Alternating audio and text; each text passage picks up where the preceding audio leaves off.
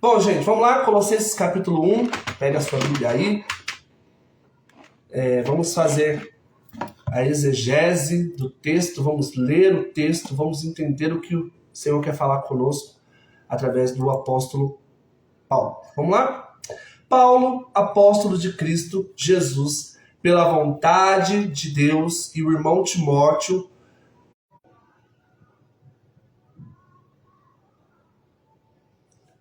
você que está me vendo aí, está assistindo, me acena aí para eu saber que você está me assistindo, que eu estou online, que às vezes, eu não sei se saiu, né? Por isso que é difícil fazer live, gente. A internet tem que estar bem, tem que estar boa, e é complicado. Vocês estão me vendo bem aí?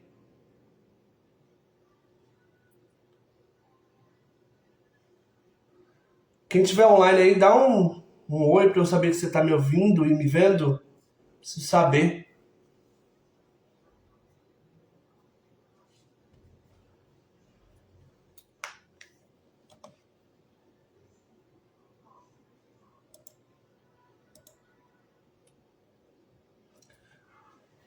Então eu vou gravar e aí seja o que Deus quiser, né?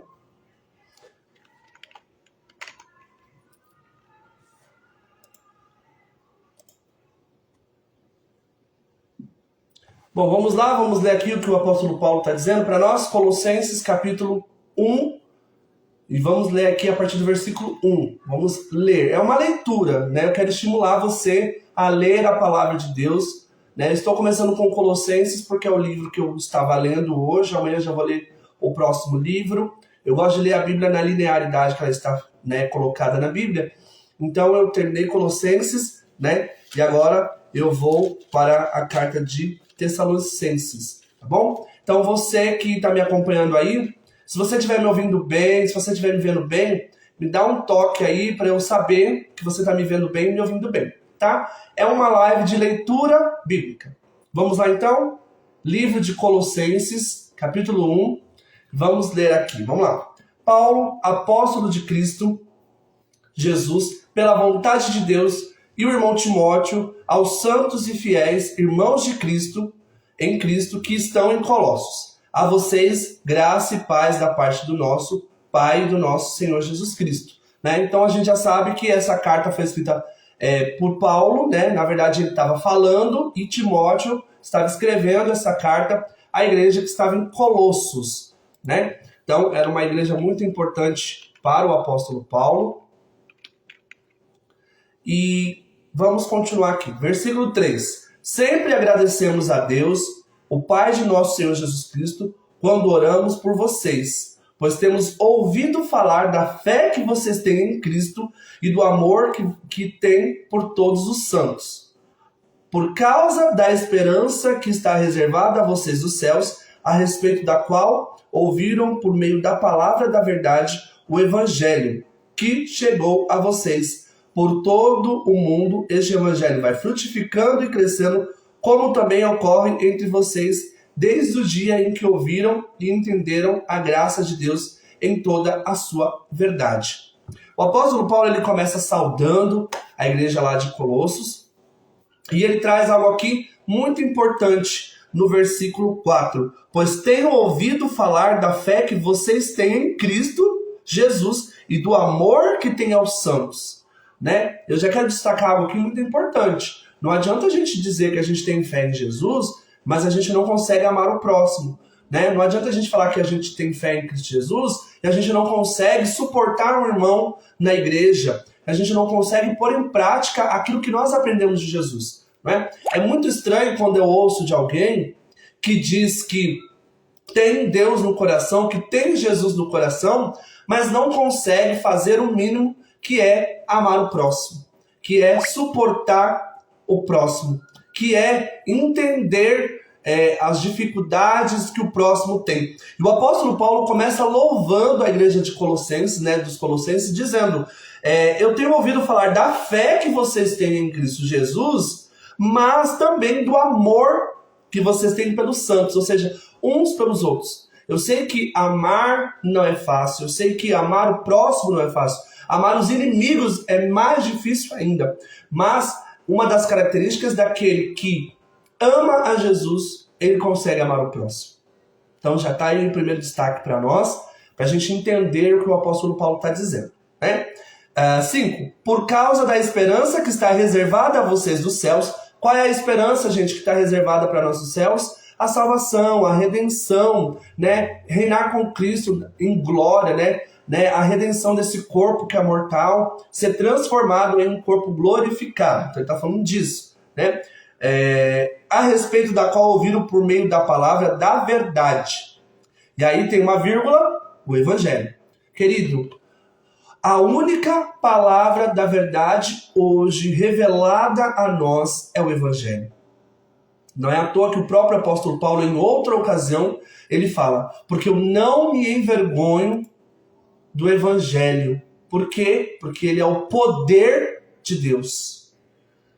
Se você está na igreja e o evangelho não conseguiu trazer sobre a sua vida nenhum tipo de mudança, qual foi o tipo de evangelho que você recebeu? Olha o que o apóstolo Paulo está dizendo. Por causa da esperança que está reservada a todos vocês nos céus, a respeito da qual ouviram por meio da palavra da verdade. A palavra da verdade, que é Cristo Jesus, que pregou, que andou, a palavra encarnada, o verbo encarnado, vírgula, ele coloca uma vírgula, o evangelho. Hoje, Jesus já está lá no céu, esperando o momento para que ele volte, mas o evangelho é a palavra da verdade. Eu acho muito interessante as filosofias, eu acho muito interessante essas novas técnicas que existem, essas técnicas de programação neurolinguística que os coaches eles têm. Tudo isso traz pessoas a um entendimento, mas talvez não o completo entendimento. Mas a palavra da verdade não é o que um coach está falando. A palavra da verdade não é o que um influencer que quer números está falando. A palavra da verdade é o evangelho. E eu não me envergonho do evangelho, foi o que o apóstolo Paulo diz, porque ele é o poder de Deus. O que vai transformar a minha e a tua vida é o evangelho. Qual tem sido o evangelho que você tem recebido na sua igreja? Qual tem sido o evangelho que você tem recebido pelas redes sociais? Ontem na nossa igreja, na nossa amada família Avante, a pastora Janaína, ela trouxe uma mensagem, uma palavra muito forte, onde ela diz que as pessoas hoje estão criando o seu próprio evangelho. O evangelho segundo o Juliano, o evangelho segundo o Paulo, o Pedro, a Maria, a Joana. E o apóstolo Paulo está dizendo exatamente o quê? Que a palavra da verdade é o evangelho. O que é o evangelho, gente? As boas novas de salvação. É entender que eu não conseguia ser salvo pelas minhas próprias vontades. É entender que eu não conseguia ser salvo pela minha força de vontade. Eu não conseguia ser salvo pelo pensamento positivo. Eu não conseguia ser salvo por uma meditação transcendente. Mas o poder do evangelho de Cristo, que é a palavra de Deus revelada entre nós, o verbo que se fez carne, Cristo, a esperança da glória. Por meio deste evangelho eu fui salvo.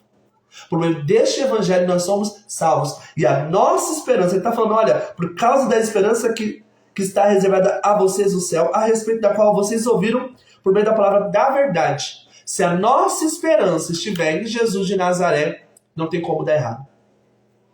Paulo, se você estiver assistindo ainda, manda o link dessa live lá no grupo da igreja para as pessoas que quiserem assistir, por favor, se você puder. Manda o link, tenta copiar no chapeuzinho, no link, porque aí as pessoas vão saber que está tendo a live, tá bom? Versículo 6.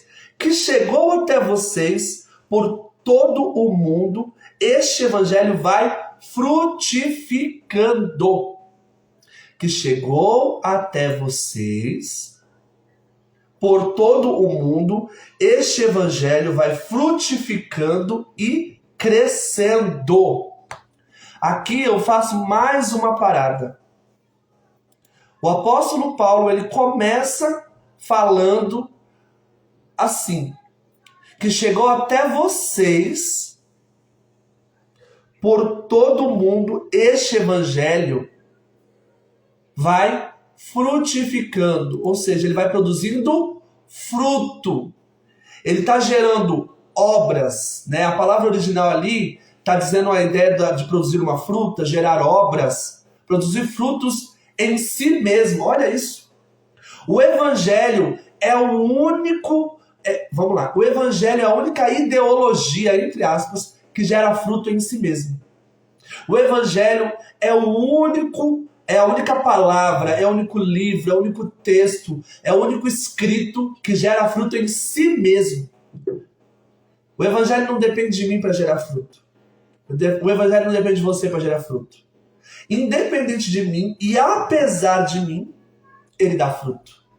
Só que o apóstolo Paulo, ele não fala de dar frutos como resultado. Ele fala de dar frutos como algo natural. Pega isso. Ei, não queira ser uma pessoa que gera frutos porque você quer ter resultado. O grande problema dos cristãos do século XXI com esse negócio das redes sociais, a gente quer resultado.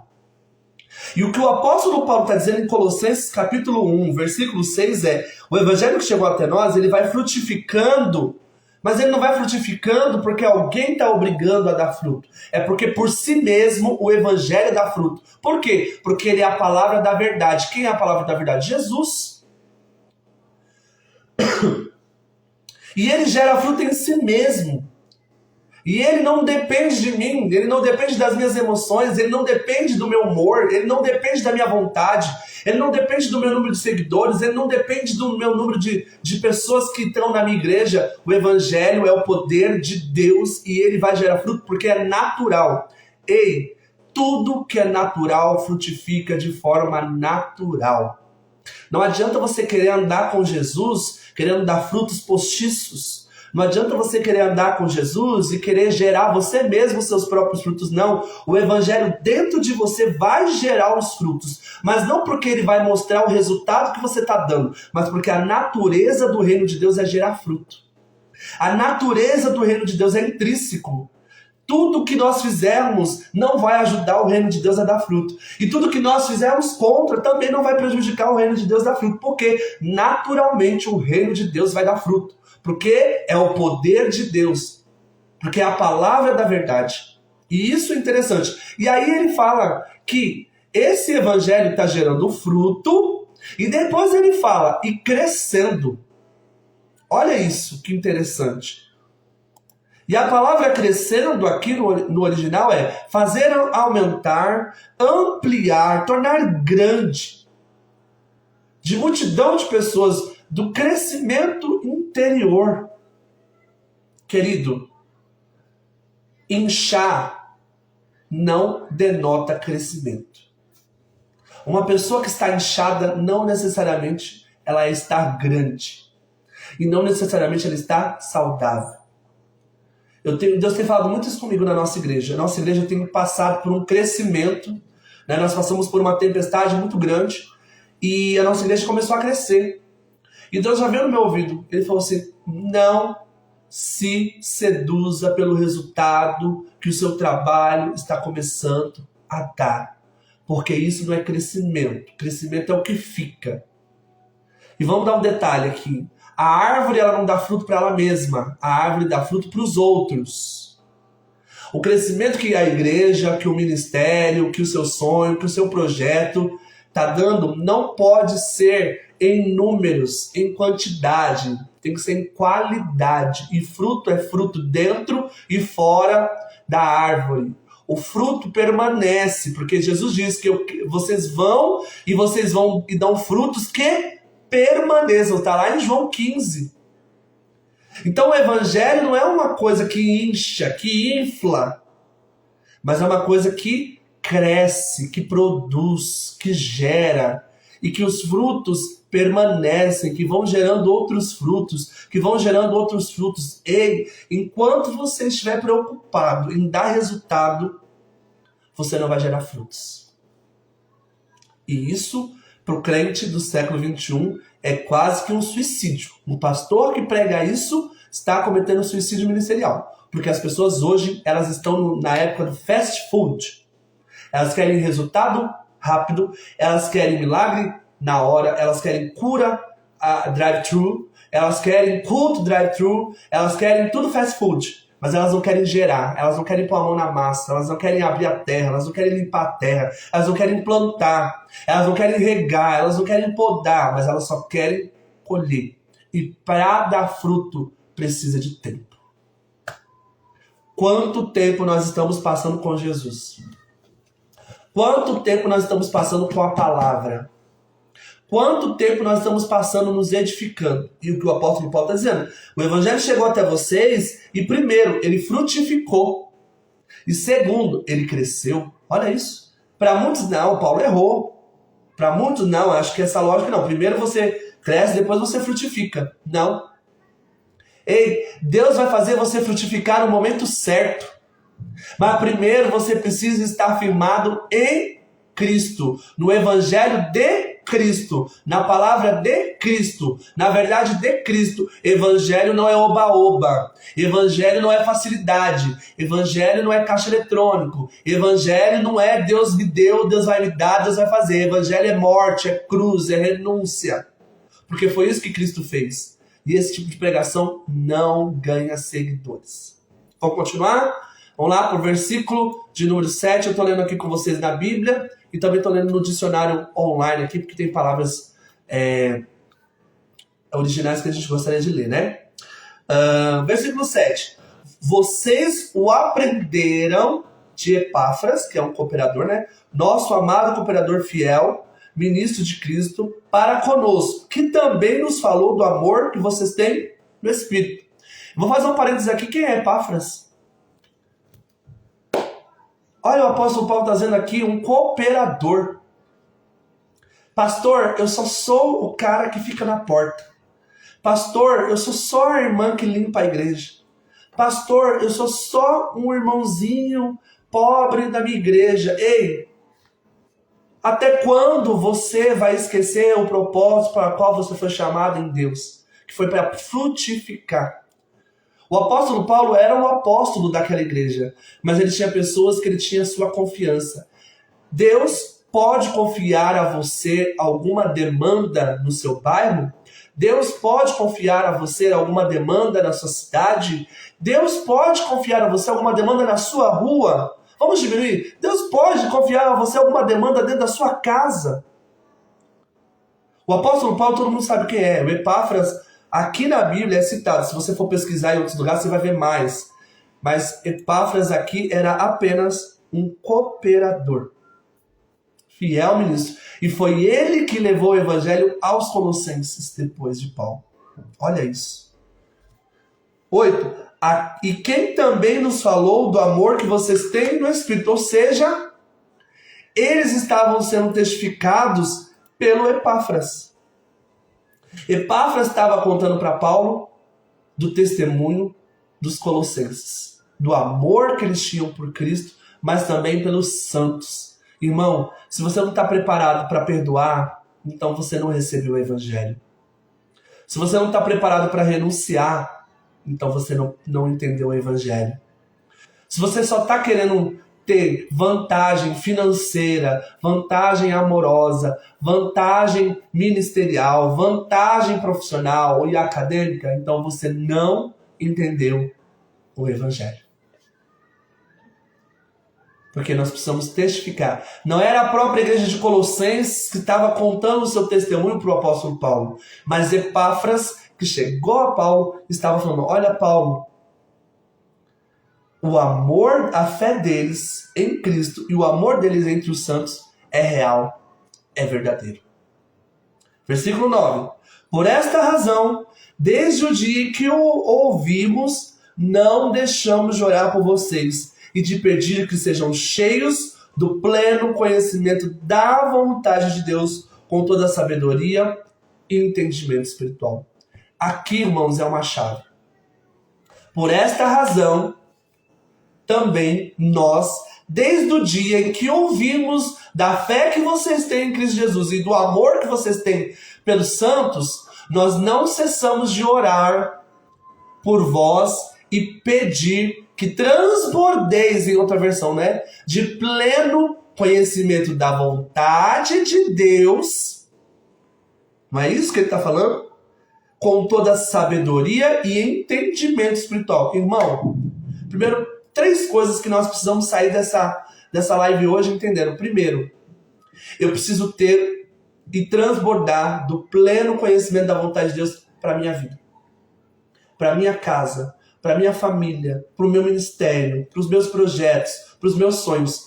Se eu não transbordar do pleno conhecimento, o que é conhecimento, gente? A palavra conhecimento aqui está falando o quê? De conhecer as coisas éticas e divinas, né? Um conhecimento preciso e correto.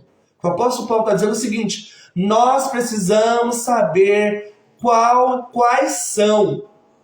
Nós precisamos saber, entender quais são a vontade precisa, correta, ética de Deus para as nossas vidas. Tem muita gente aí querendo ser famoso quando Deus chamou para ser anônimo. Tem muita gente aí querendo ser influencer quando Deus te chamou para ser pai de família, mãe de família.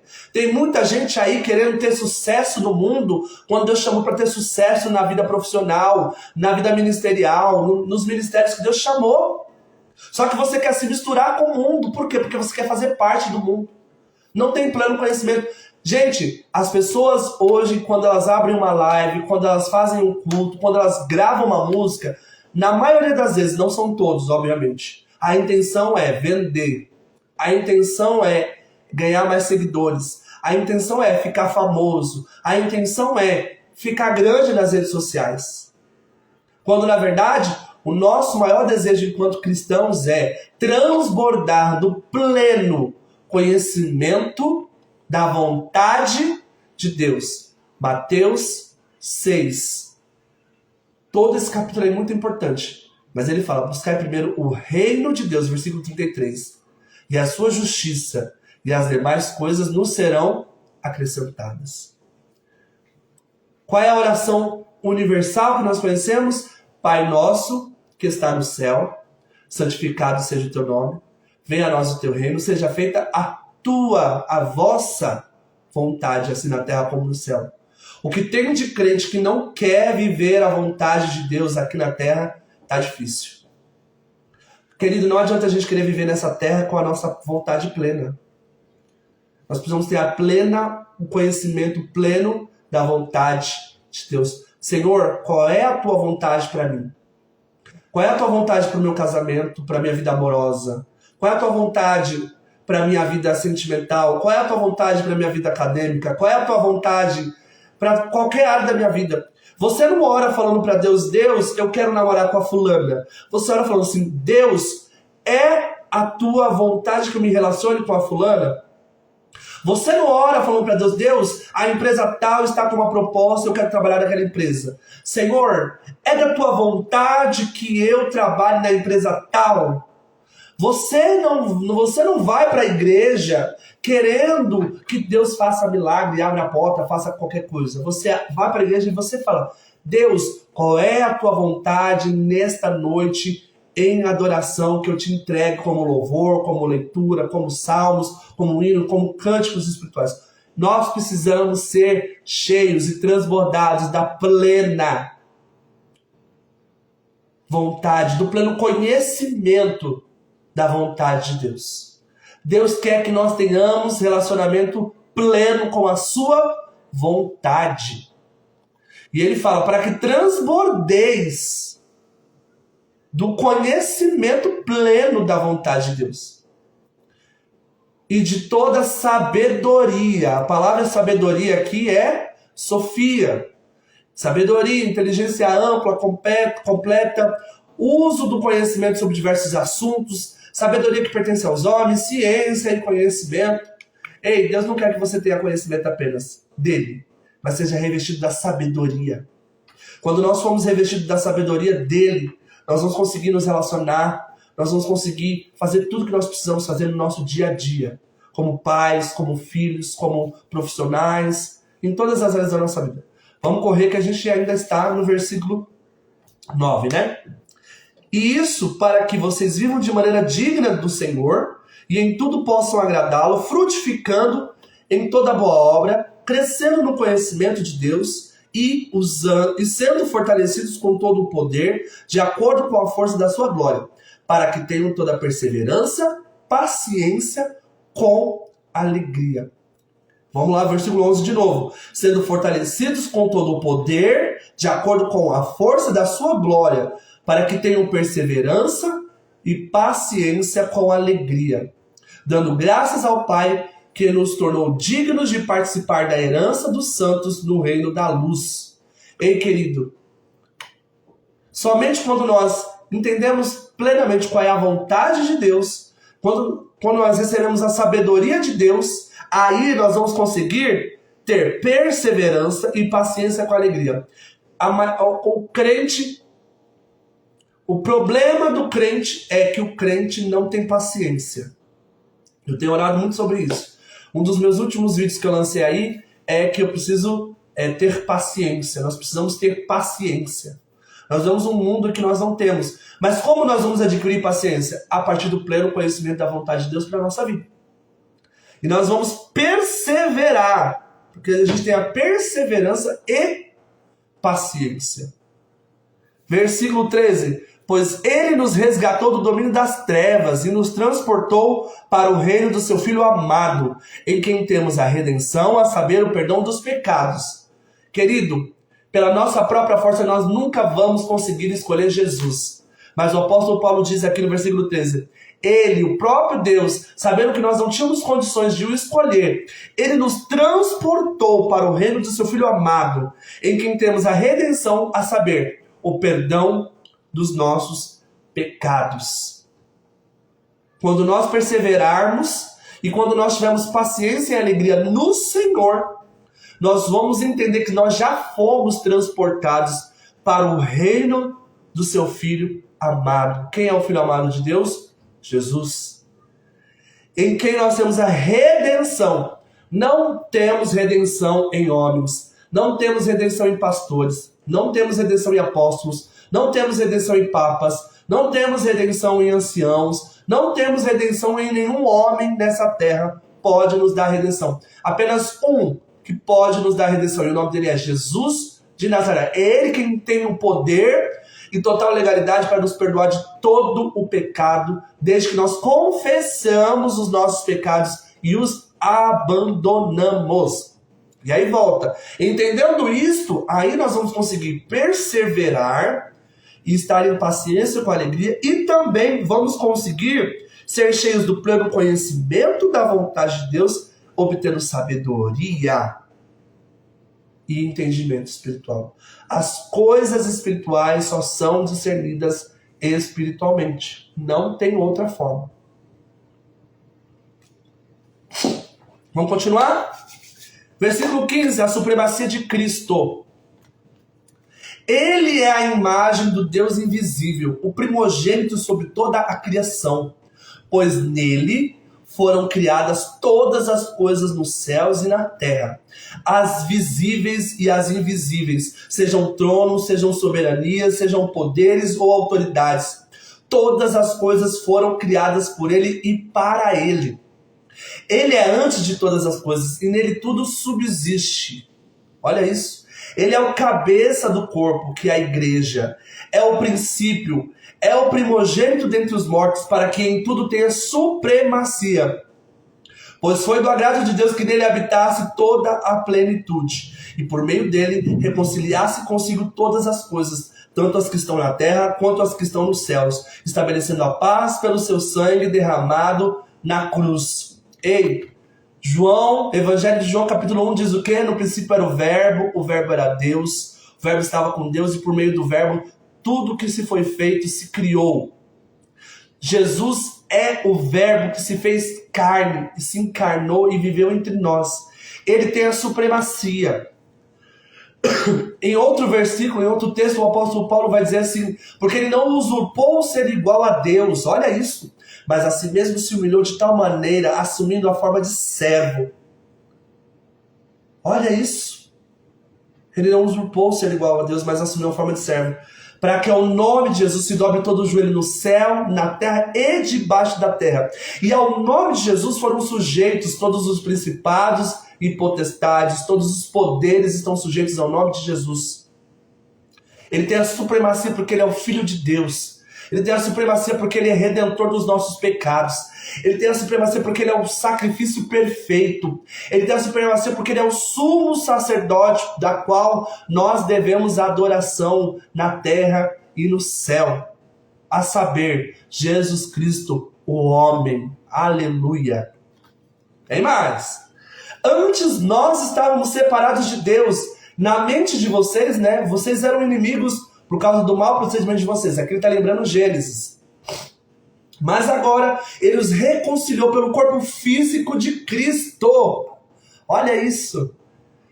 Eu vou ler de novo, mas agora Deus, né, ele no caso, Deus os reconciliou pelo corpo físico de Cristo. O único que poderia ter a oferta perfeita foi Jesus Cristo. E ele completou, não pecou, ele foi perfeito até a cruz, sofreu a morte de cruz pelo meu pecado, pelo seu pecado. Como ovelha muda, não reclamou e assumiu o trono junto ao Pai. Pelo corpo de Cristo que foi massacrado, nós temos hoje o quê? O ministério da reconciliação. Para apresentar-nos diante deles santos, inculpáveis e livres de qualquer acusação. Lá em Romanos, o que o apóstolo falou? Lá em Romanos, o que o apóstolo Paulo fala? Nenhuma condenação há para aqueles que estão em Cristo Jesus. É em Cristo Jesus, não é em Maria, não é no santo fulano de tal, não é no Buda, não é em qualquer que seja o santo, papa, pastor, padre. Não, é em Jesus. Vamos lá? Desde que continue, aí tem uma condicionante. Vamos lá? Ele nos transportou, né? Ele apresentou diante de Deus santos e culpáveis, livres de qualquer acusação, mas aí tem a condicionante. Desde que continuem alicerçados e firmes na fé, sem que se afastem da esperança do evangelho que vocês ouviram e que tem sido proclamado a todos os que estão debaixo do céu. Esse é o evangelho pelo qual eu, Paulo, me tornei ministro. O apóstolo Paulo chega aqui no versículo 23 falando aquilo que ele já estava falando desde o versículo de número 4, 5 e 6. Ele está dizendo o seguinte: nós já fomos perdoados, o sangue de Jesus nos purifica de todo pecado, nós não precisamos de intermediadores, nós precisamos de pastor, ou de líderes, nós não precisamos de apóstolos, nós não precisamos de papa, eles não são intermediadores, eles são representantes da religião ou de Deus. Cristo é o intermediador, só Cristo, não é Cristo e o meu desejo, não é Cristo e o santo fulano de tal, não é Cristo e Ellen White, não é Cristo e Joseph Smith, não é Cristo e a igreja católica, não é Cristo e a igreja fulana de tal, é Cristo e somente Cristo. Pastor, então por que eu vou para a igreja? Porque Cristo é o cabeça, como o próprio apóstolo Paulo diz, Cristo é o cabeça da igreja. Ah, mas Jesus não fundou a igreja, mas aconteceu de ter criado uma igreja. E por ter nascido uma igreja, nós precisamos congregar, porque ali, a partir da liderança de Cristo, formada por um líder que tem um caráter aprovado, que tem um ministério, que foi chamado, nós recebemos a palavra de Cristo, nós somos discipulados e somos entregados como ovelha de Cristo. Eu sou pastor de uma igreja local, a igreja não é minha. Eu tenho obreiros que ministram nessa igreja, eles não são meus discípulos, são discípulos de Jesus. Eles não são meus líderes, são líderes de Jesus. Eles ministram na igreja que eu pastoreio, porque precisa fazer parte de um corpo. Mas eles não são meus, eles são de Jesus. E as ovelhas de Cristo ouvem a voz dele, e dela ele é conhecido. Então Cristo é o corpo, a igreja é a noiva de Cristo, ele vai vir buscar a noiva.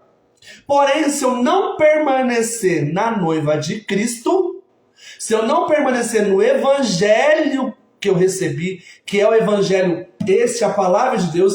Quem é o evangelho? As boas novas. A palavra evangelho é boas novas. Quais são as boas novas? Cristo morreu pelos nossos pecados. Isso chama-se o quê? Graça, favor e merecido. A partir do sacrifício de Jesus, nós recebemos o direito de sermos feitos filhos de Deus. E a partir deste direito, nós fazemos parte de um corpo, que é o corpo de Cristo, que é a igreja. Agora, se eu saio do corpo de Cristo, o apóstolo Paulo está dizendo, desde que vocês continuem alicerçados e firmes na fé, sem se afastarem da esperança do evangelho, que é Cristo, não é isso? Que vocês ouviram, que tem sido proclamado a todos que estão debaixo do céu. Esse é o evangelho do qual eu, Paulo, me tornei ministro. Paulo está falando o seguinte, eu não sou ministro das leis, eu sou ministro do evangelho de Cristo, o evangelho da conciliação, da reconciliação. Vamos terminar aqui?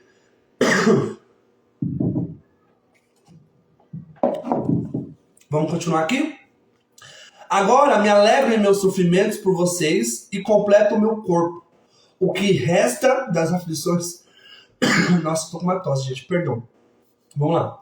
Agora me alegro em meus sofrimentos por vocês e completo no meu corpo o resto das aflições de Cristo em favor do seu corpo, que é a igreja. Paulo está falando que ele está sofrendo em prol da igreja de Cristo. Dela me tornei ministro, de acordo com a responsabilidade... Meu Deus. Vamos lá. Dela me tornei ministro, de acordo com a responsabilidade por Deus a mim atribuída de apresentar a vocês plenamente a palavra de Deus. O ministério que esteve oculto durante épocas e gerações, mas que agora foi manifesto a seus santos. Está falando assim, esse ministério quando Jesus veio, andou sobre nós, ministrou sobre nós, ele foi embora, deixou aí os discípulos, os apóstolos, e agora é revelado a nós, os pequenos, né?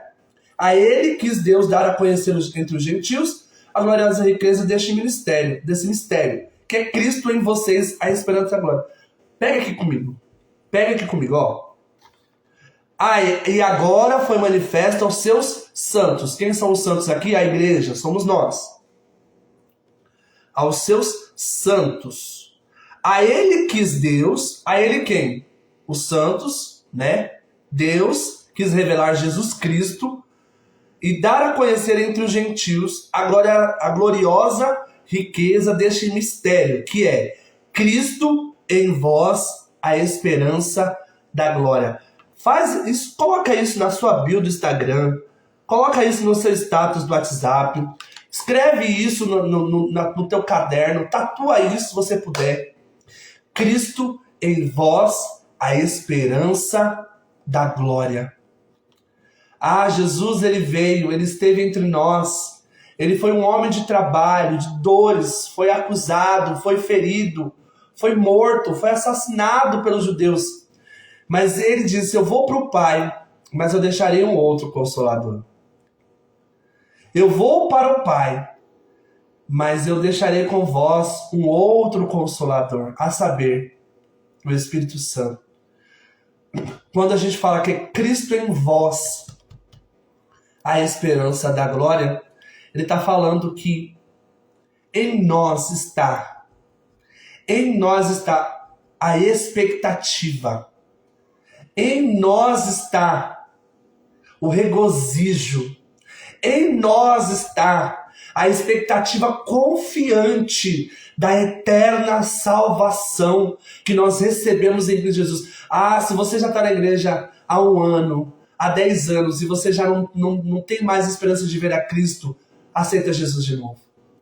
Se o teu coração não queima com desejo de ver Cristo raiando nas nuvens, porque é Ele em nós, a promessa, o Espírito Santo que deixou para nós como uma promessa. Ele disse, eu não vou deixar vocês órfãos, mas eu vou deixar alguém que vai testificar dia e noite que vocês são filhos de Deus, dia e noite que vocês são redimidos dos seus pecados, dia e noite eu vou deixar em vocês a certeza de que Cristo está em vocês, e a partir disso vocês vão viver esperando a volta de Cristo. Ah, se nós cristãos estamos perdendo essa esperança. E quando ele fala Cristo em vós, é a esperança da glória, ele está falando assim, do grande dia, daquele grande dia que nós seremos glorificados com Cristo. Coloca isso, grava isso no seu coração. Deixa eu pegar minha Bíblia. Grava isso no coração. Cristo em vós, a esperança da glória. Eu não vou me entregar aos meus desejos, eu não vou me entregar às minhas paixões, eu não vou me entregar aos meus devaneios. É Cristo em mim, a esperança da glória. Nele eu vivo, nele eu respiro, nele eu sonho, nele eu ando, nele eu projeto, nele eu construo, porque é Cristo em mim, a esperança da glória. E ele continua: nós o proclamamos advertindo e ensinando a cada um com toda a sabedoria, para que apresentemos todo homem perfeito em Cristo. Para isso eu me esforço lutando conforme a sua...